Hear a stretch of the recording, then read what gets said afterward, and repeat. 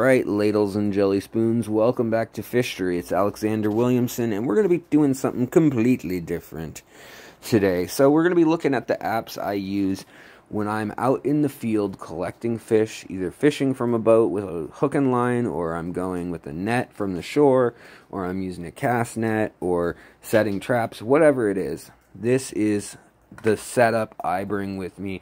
It is amazing what you can do with the cell phone these days, with the internet these days, and I want to show you guys the resources that I use when I'm out there actively and also ahead of time. So let's go through this real quick and talk about what I have on here as my kind of go-to setup page. You can set these on Android. I'm sure there's something equivalent on Apple phones too, but there is an app called Rocked, and Rocked is a nice app. Let's see if I can skip this for now. Yeah, sure, while using this app. But you can actually go where you're at, and it'll tell you, and then it'll give you how old the rock is, where the elevation is, and all sorts of interesting stuff on the formation here. So I'm in Seattle right now, and the Vashon stayed, or where the basically where the gravel from the glaciers came through is where we're at. And then the bedrock below that is boulder sitting right on the plate. But you can go back to paleo, and you can actually scroll back and see, if you're looking for fossils and things of fish while you're out there. Say you're looking for shark teeth or something at the beach. You can scroll back and see, for instance, what the map looked like back in the day. So it's pretty cool. Some places you'll be like, oh, I'm in the middle of the ocean, or, I'm in an ancient seabed, or I'm in the ancient mountain range, or whatnot. Now, I'm not going to go through and show you all this. You guys can check out this app on your own, but it'll tell you the minerals and the fossils in your area. It gives you a compass, and it gives you ways to measure stuff around you, which is handy. Then you can go into iNaturalist. This is another really helpful one in that here's some that I've recorded, but these guys are native fish.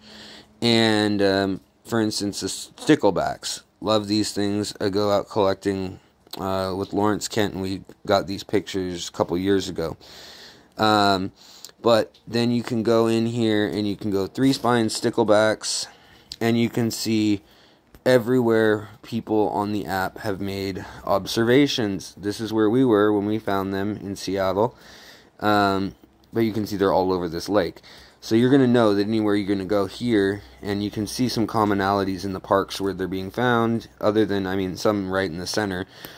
But the commonalities are it's in the shore, it's in the little park areas that are marshy, and they have little ponds nearby, stuff like that. So, well known for me, this area, that fish and everything. But you can then select any species, whether it's a fish or something else, and you can go look for it and see where it occurs. You can see when it is most likely spotted, time of year, and how many people spotted it. You can then also go back and look to what's related to it. You can go into all the perch-like fish, all the ray fin fish. You can go all the way through the taxonomy, which is really cool. And the more people that add to this, the better it is. And there's everything from all sorts of, crustaceans, everything from neocaridina shrimp down in Florida and Texas and things, to the native crayfish that we have here, like this little guy that I found in last year. But the more info we have, the better. And people don't use this a ton for fish in the U.S. yet. They use it for insects and butterflies and plants and things, squirrels and things like that. But the more of us that use it, the better we have this stuff mapped for fish and game, and for people just curious to go collecting and things. So let's say we're going on a trip, because I am. I'm going to Cape Canaveral and the Space Coast Aquarium Club. And I don't know the area that well, so I'm in Google Maps. I like Google Maps. You can use Google Earth. You could use Waze. I mean, there's a lot of different places you can use. I like this one because it gives you jurisdictions and things too. So here we can go in here, and we clicked on Melbourne. So here we have the city limits, so we can actually look carefully and see, alright, looks like we can get just outside the city limits here if maybe there's a prohibition against game fishing or something, and you are wanting to follow all those laws carefully. I'm usually more just not so conscious of all the little municipal laws, and I usually try to just know the state law, get a license while I'm in town, and move from there. But I don't even know what is around here. So let's look at the big water features. So there's this lake Poinsett. St. John River, it looks like, flows into it. And then there's this big conservation area, probably real swampy and forested, palms and things, I would guess. Just guessing, though.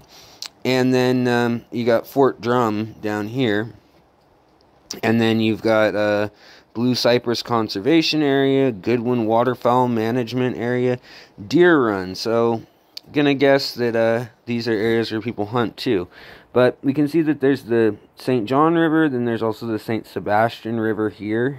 And that looks like a slough. This looks like a cut that was made by man, which might just be to help drain that and move from the interior to the exterior. So now that we have kind of what's going on there, we can see obviously down here Lake Okeechobee, the big lake in Florida. Probably won't go that far south, so it'll probably be up in this area. And I've actually explored this area quite a bit in here, but I have not been over on this side much. And it's a completely different river drainage that comes down the other side of the state here than the one that percolates from underground over here. Now, the Rock app will tell you things like that, like where there are big aquifers and where there are underwater rivers, and that doesn't sound like a thing that would happen very often, but it does, especially in the South, in North America, in the United States.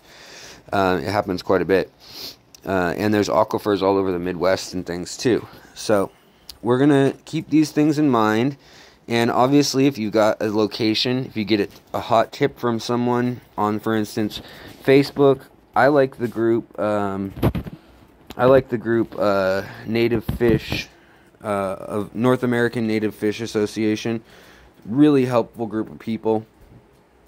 Microfishing, Tim Anderson's group's really helpful too. But you can go in here and you can find posts from people. You can also ask people, like, hey, there's my buddy Lawrence. We just saw his house toured, and I will be showing you guys his native fish in the next video that I do of. It's already filmed, I just need to edit it and put the names in and things. But here we go. He says he got this in South Carolina. Here we go. Another stickleback. This is a stickleback that I got with him. That's the picture he got of it. More sticklebacks. So, kind of interesting. Looks like he's sharing sticklebacks of Washington, which is funny because I too am big on that. So in any case, let's go back out of here, because you can ask questions. You can then go to whoever whoever you're friends with, ask them questions. But you can go to local fish groups too in the area. So I could go to the Space Coast Fish Group and whatever, ask them a question. So I do think Facebook is helpful, even though I'm apparently some sort of boomer for using it. Also, police scanner radio. This is actually come in handy a few times because you can search sometimes for Florida. Let's see what comes up. So you can get a lot of times like the beach or the bay, it's Bay County, but I mean a lot of times you can get local safety dispatches. You can get fire or EMS. You can get the police, and you can sometimes get Fish and Wildlife too. And like this will tell us, and you can get NOAA right here, North American Atmospheric and Aeronautic Association. So kind of cool that you can then listen to all these live channels. So if there's inclement weather coming, or if there's a forest fire or something nearby, which is very common up here in Washington, I'll keep that on, just in case someone starts chattering about, you know, oh, we got another fire starting on the south side of this area or whatever. But that's pretty handy. Also, I just like this PlantNet, because you can identify plants by taking pictures, and then it uses databases and compares features and gives you a percentage certainty that it is like that. I'm 50% sure that's a blah blah blah, and then you can submit it, and you can start with the ones you're pretty sure of and then work from there. But a lot of times you'll be looking for marsh plants, or I'm looking for aquatic plants for the aquarium, and a lot of times their water form looks nothing like the other form that they carry, so that's helpful. Also, I just like having a calendar and a notepad, because a lot of times I'll get notes from someone a week or two ahead of time, and they'll be like, hey, by the way, go here, go down road, you know, the access road on frontage, and then take a left at the, you know, bait shop and this or that.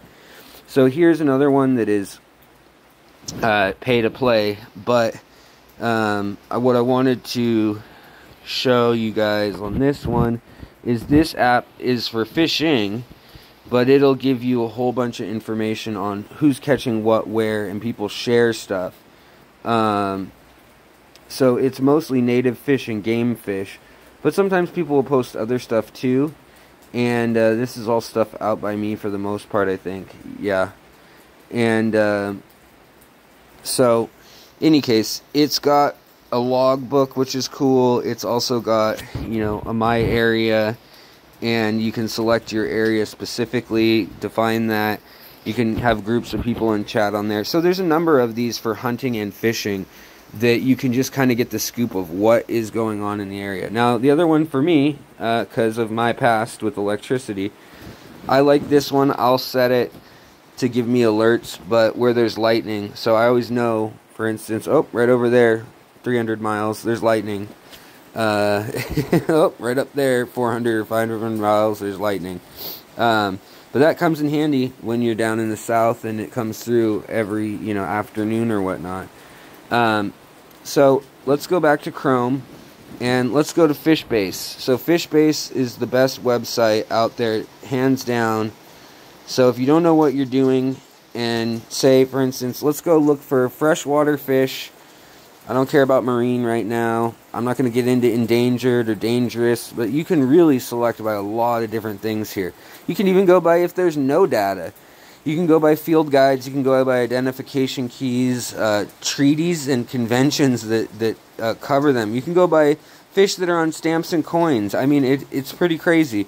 But here we're going to go into the U.S., we're going to go into Florida, and Florida I think we're going to go into, if it lets us. If I don't know why it's... I think we're in Florida. Anyways... So then you can go by ecosystem, and you can select, you know, freshwater ecosystem, and you can also go this way. You can track it down by this way, and you can go by tropical, or you can go by a specific species, or you can go by different topics too, spawning. I mean, there's so much information here. It is the Wikipedia for fish.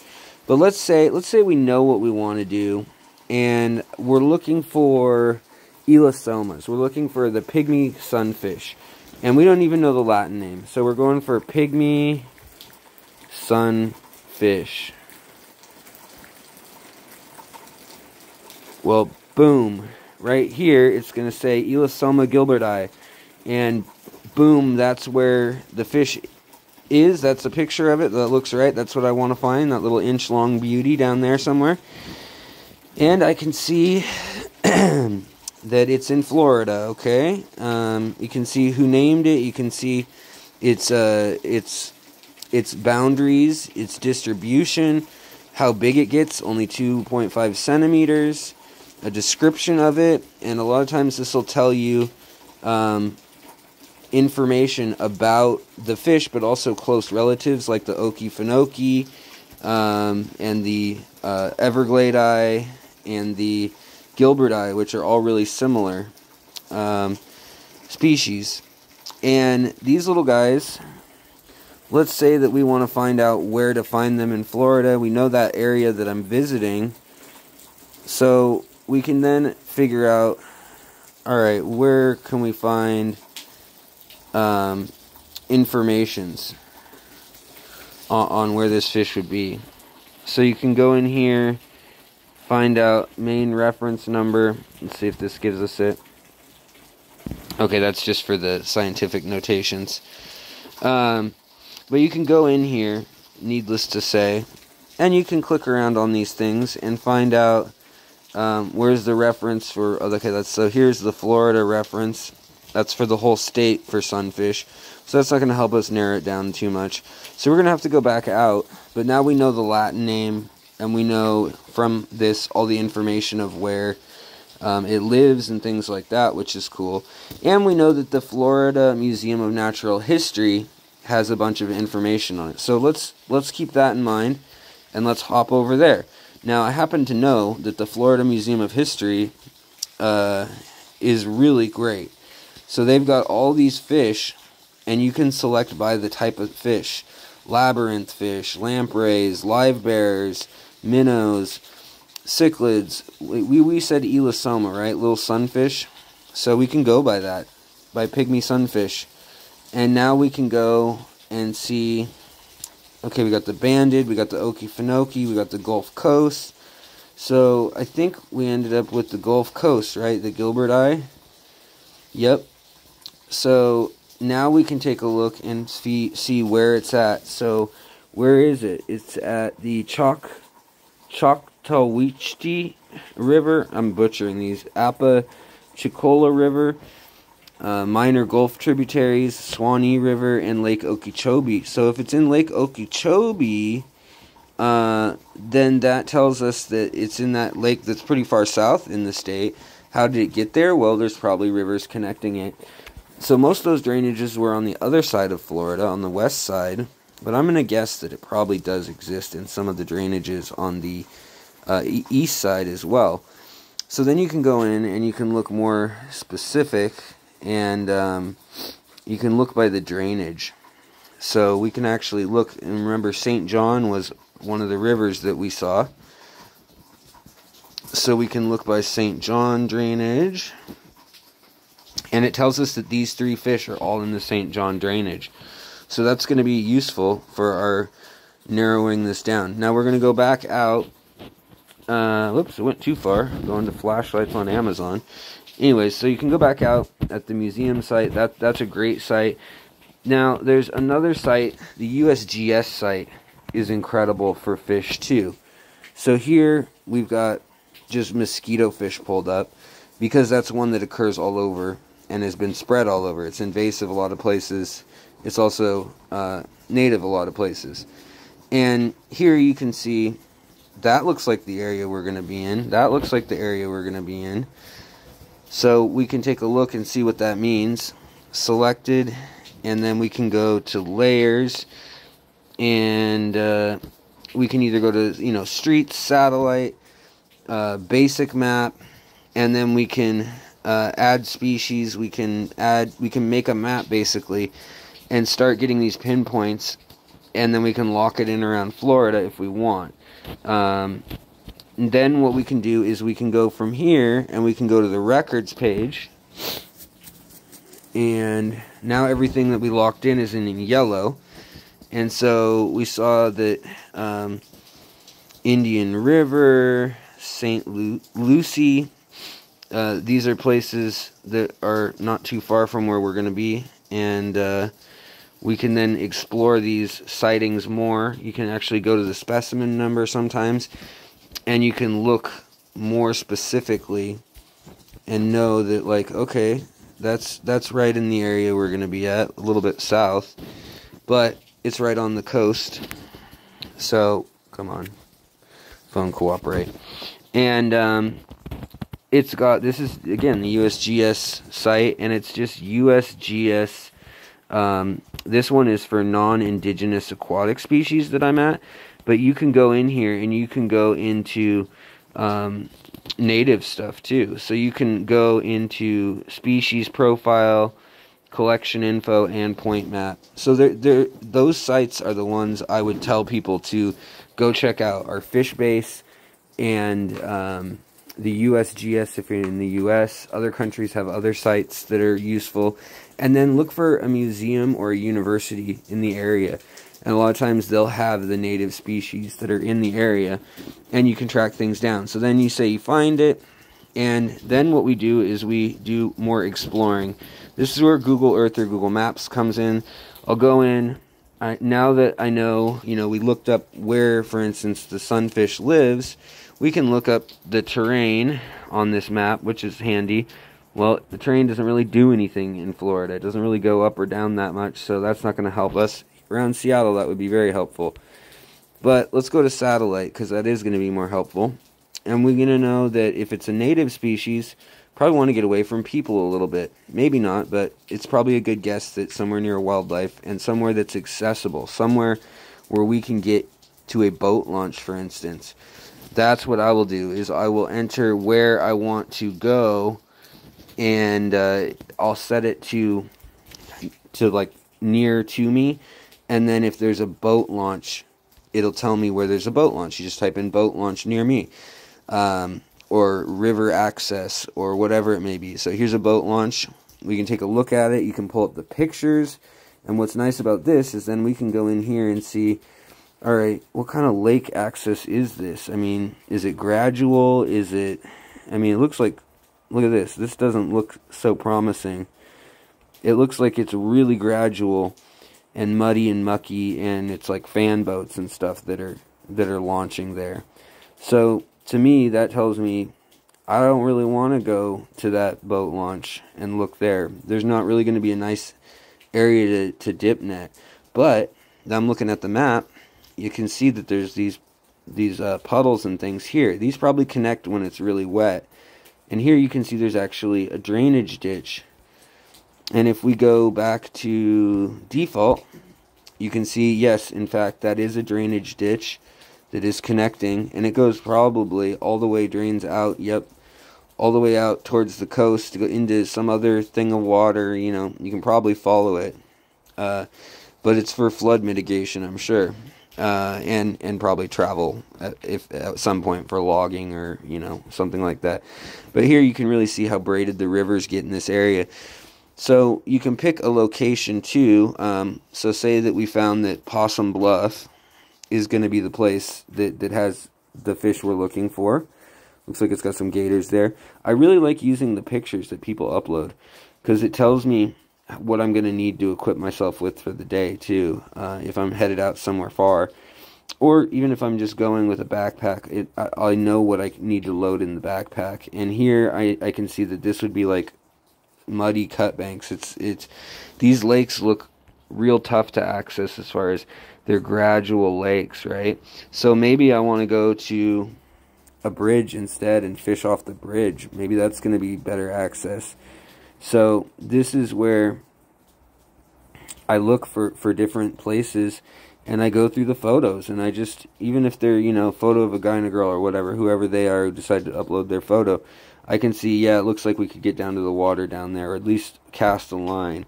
Under here, this is under the bridge clearly, and you can see there's farmland, so it probably floods. You can see the kinds of plants and things and get an idea for the terrain. So I just thought this would be helpful for you guys to see how I kind of map all this out. I'll show you my loadout, my everyday carry gear, plastic bags, my TDS meter, my temperature meter, little airstone kit, things like that I also bring. But this is my workspace when I'm going out there filming and stuff. Now I also have all the platforms I'm filming with, GoPro and all that kind of stuff too. And then if there is service, I've got Spotify. If I don't, I've got Spotify songs downloaded, about 1,000 of them, so that I can still listen to the music I want to. You could use whatever app you want, obviously. And then, obviously, the camera function and messaging and internet are all helpful for various other things. I want to get lunch somewhere around here, yada yada. So, this is what I use, and I hope this was a little bit helpful for the people who've asked me to do something like this. So, there it is, and I hope you guys have a great day. If you enjoyed this, give it a thumbs up, share it with someone who'd like it, and I'll talk to you guys later. Much love, peace, and happiness. Hopefully I'll be streaming later this afternoon. Bye!